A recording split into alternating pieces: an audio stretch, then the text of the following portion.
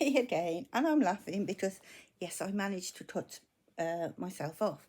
I was turning the camera around and not being technically minded, I managed to cut you off completely. So, continuing with the thoughts of diffs for my Mexican relatives. So, when Karen was over here, she was saying they came over in May last year. So she was telling me how expensive glass was over in Mexico, and we must have been in a charity shop and we were looking at the cut glass. Starbridge is very well known for cut glass. Stuart Crystal, Royal Briley Crystal, that sort of thing. And it's a bit out of fashion in the UK now, to be fair. And a lot of it has ended up in charity shops. So there were some beautiful little pieces, and Karen was looking at them and, oh, this is lovely, that's lovely. And I said, well, take some back with you.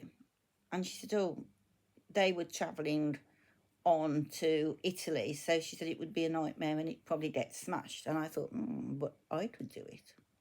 So, long story short, because I do waffle and I'm aware of that, I have been buying some little bits and pieces to take to Mexico to show David and Karen and Div as gifts.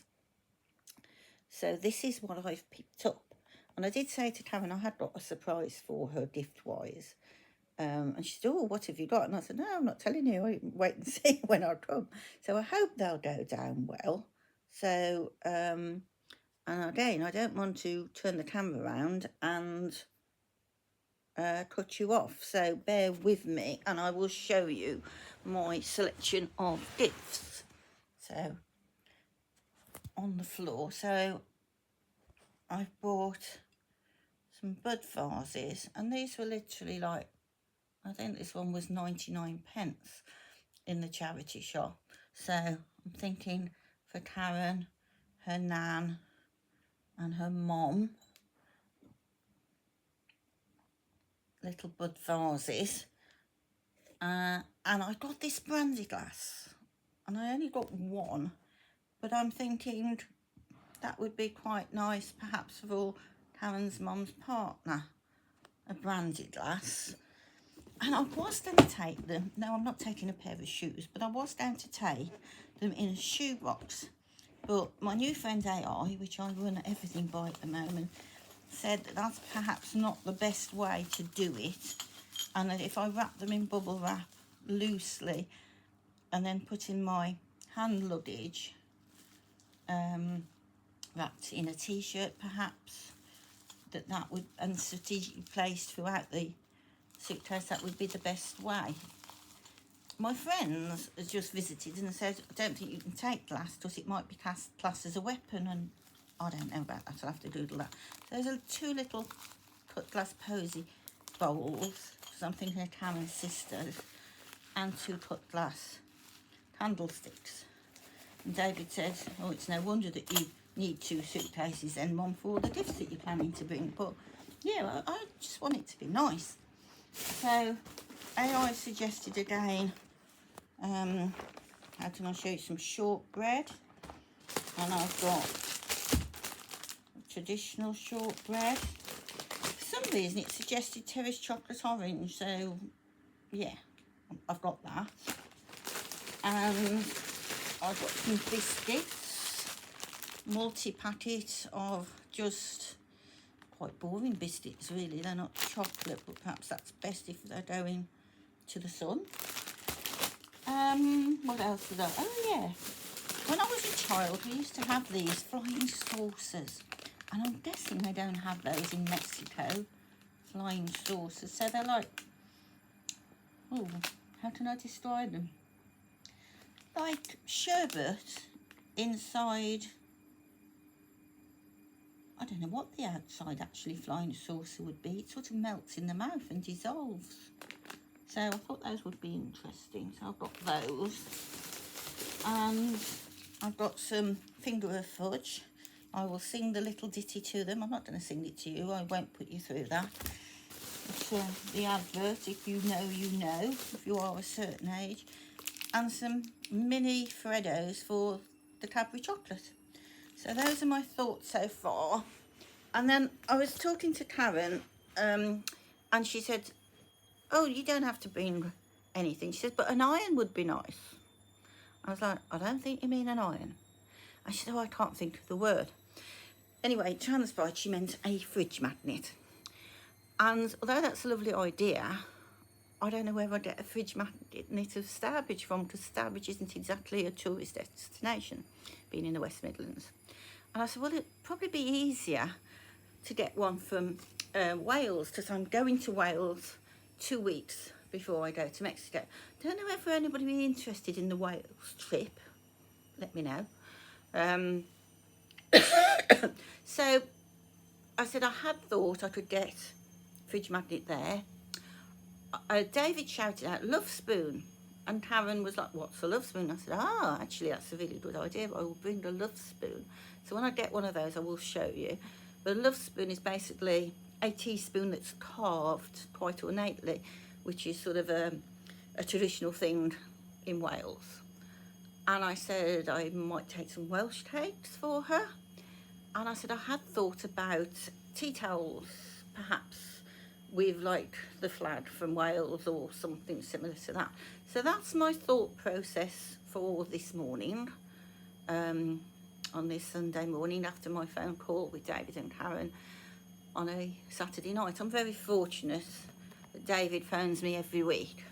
One of my friends says her son lives sort of locally 30 miles away, and you speak more to your son than I do to mine. So yeah, it's not easy having a son that lives abroad, and I'm used to it now. David has lived all around the world really since he was sort of 17, 18, so I'm not used to having him round the corner.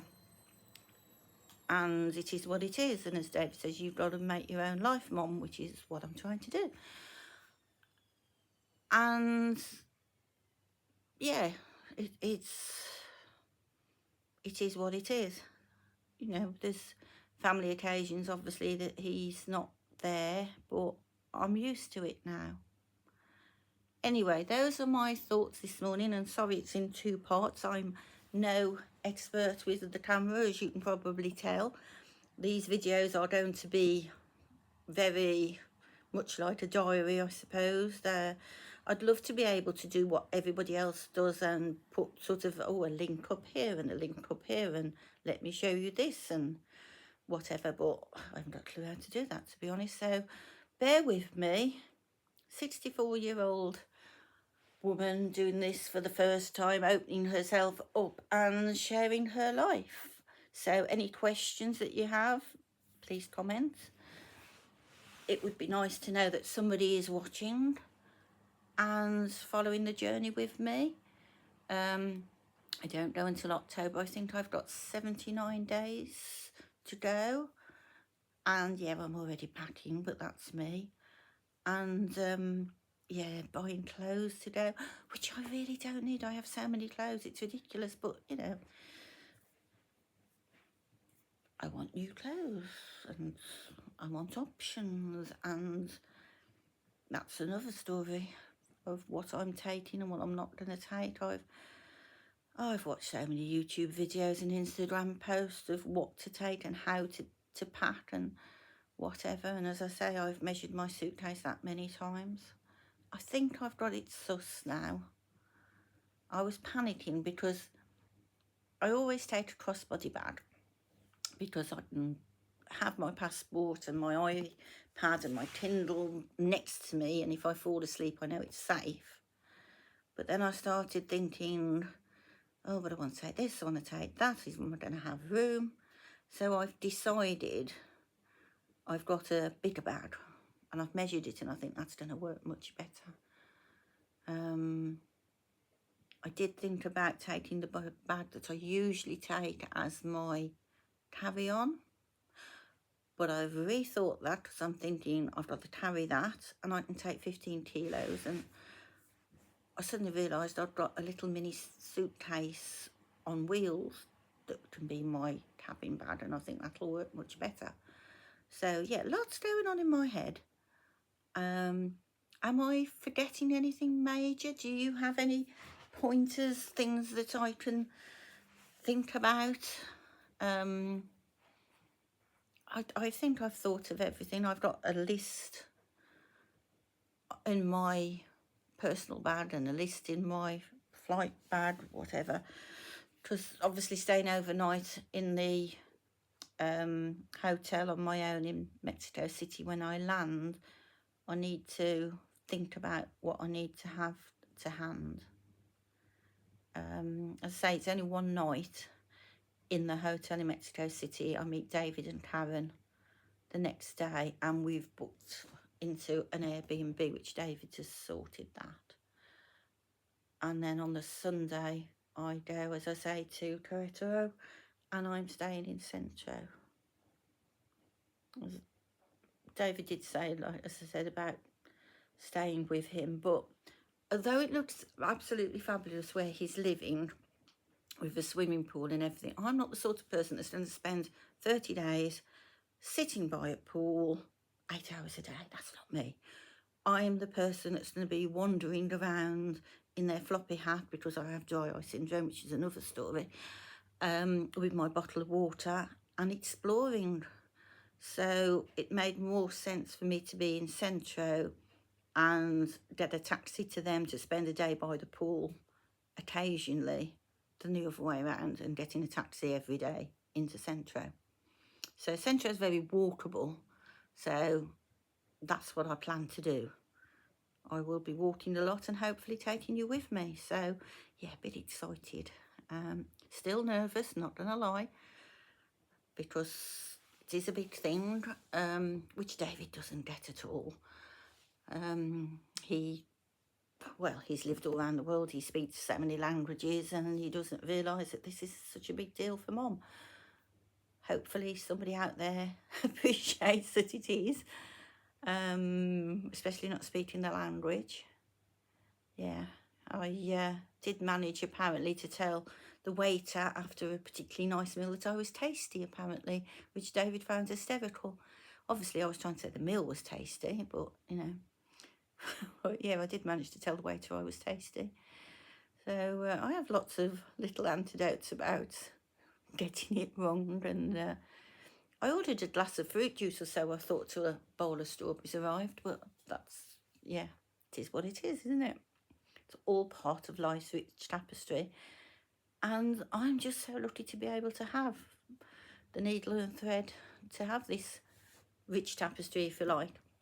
Don't think I would have ventured to Mexico. It wouldn't have been on my radar if it wasn't for David and Karen, so I am very grateful that they have opened up my world.